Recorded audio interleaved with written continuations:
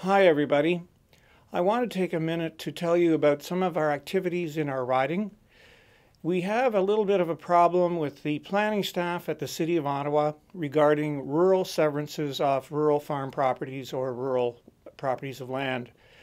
Currently, the official plan of the City of Ottawa allows for a person who owns land to sever off one lot, which would be 2 acres in size, from their rural property, so long as it's not prime farmland.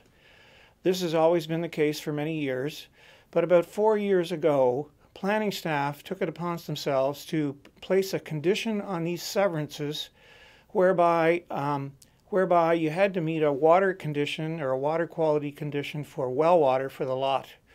And they've applied the Ministry of the Environment D55 water quality guideline as a condition of severance. Now, this D55 guideline from the Ministry of the Environment is just a guideline. It's not a regulation, not a requirement by the provincial government.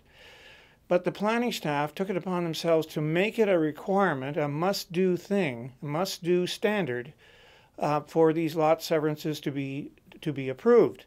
So what happens now is a landowner would apply for the lot severance to the Committee of Adjustment, pay his fee of $2,700 or so, apply to the Committee of Adjustment, and if he meets all the conditions of the official plan or requirements of the official plan, his lot is approved, except he has to meet this D55 water guideline requirement that the planning staff have placed on these severances. What that means is you have to have a water sample that you can demonstrate meets the standard of this guideline. And to do that, it means you have to drill a well. While drilling a well is expensive, it could be in the order of $10,000. Then you have to hire an engineer to write an engineer's hydrogeological report defining that the water meets the guideline.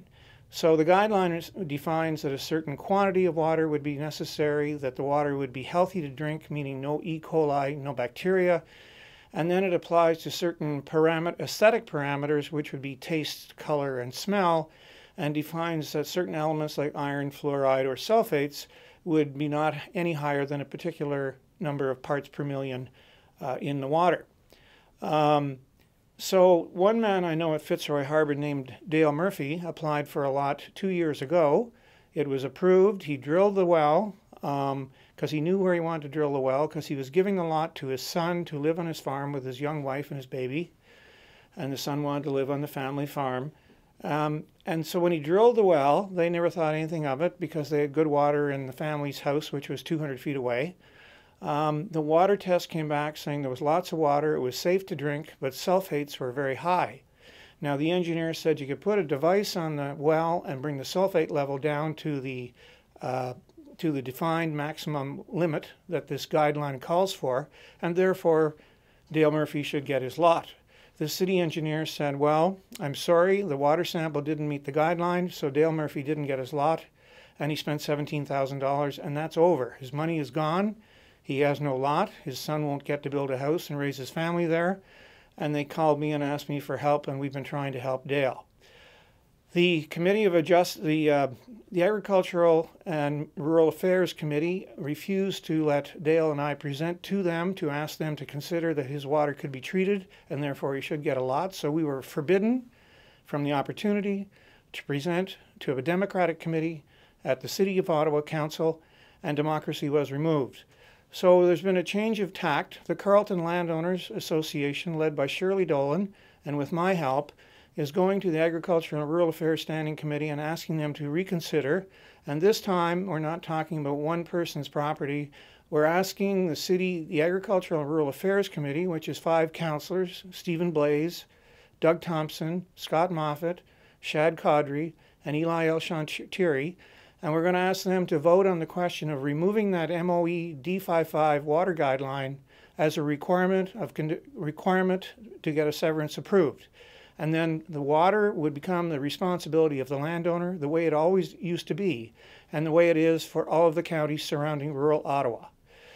So that is what our project is. We're running into considerable resistance again from city councillors, which is unfortunate.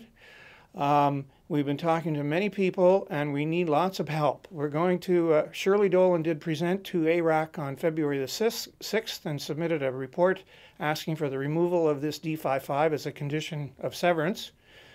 We are planning to go back to a second meeting, as Doug Thompson, the chair, instructed us to do.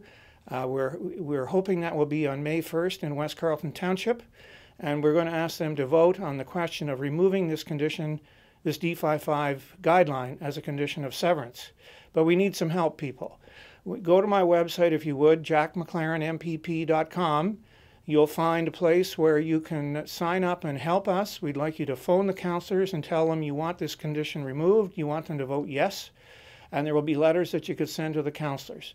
The more letters and the more phone calls we can get, the more help that is. The city councilors need to hear that in rural Ottawa, this is what we want, and we want them to help us. Thank you very much.